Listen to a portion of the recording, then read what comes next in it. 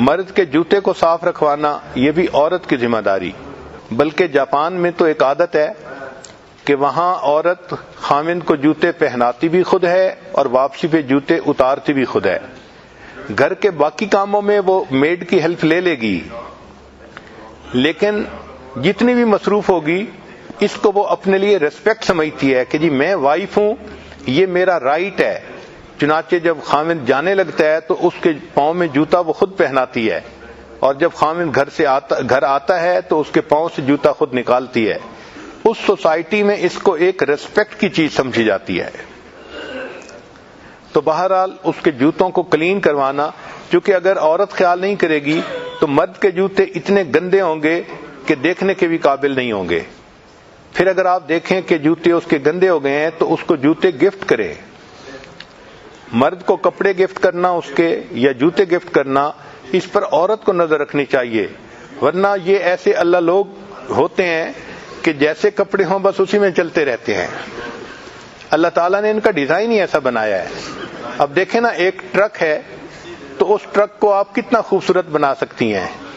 عورت کی مثال ایسے ہے جیسے لینڈ کروزر گاڑی ہوتی ہے، اتنی خوبصورت، صاف، سوفسٹیکیٹڈ، اور مرد جو ہے وہ بیچارہ ٹرک ٹریلر کی مانند ہوتا ہے، بس اس کا کام لوڈ لے کے نکلنا ہوتا ہے۔ یہ جو گھر کا کام ہے، عورت کو چاہیے کہ وہ اس کو روزانہ اپنی ذمہ داری سمجھ کے کرے۔ جیسے نماز عبادت ہے، گھر کے کام عورت کے لیے عبادت ہیں۔ مگر عجیب بات ہے کہ house work is what a woman does that no body notices unless you have not done it.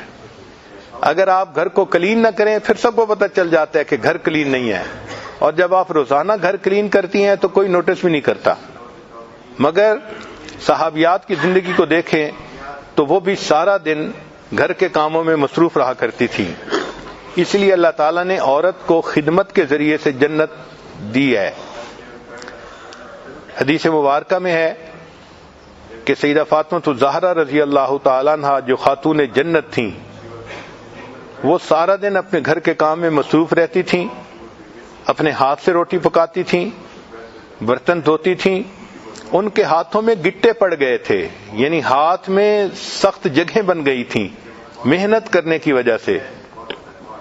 سیدہ عائشہ صدیقہ رضی اللہ تعالیٰ عنہا جو ام المومنین ہے، نبی علیہ الصلوۃ والسلام کی لاڈلی تھیں، مگر وہ اپنے گھر میں چکی خود پیستی تھیں اور گندم کا آٹا خود بناتی تھیں۔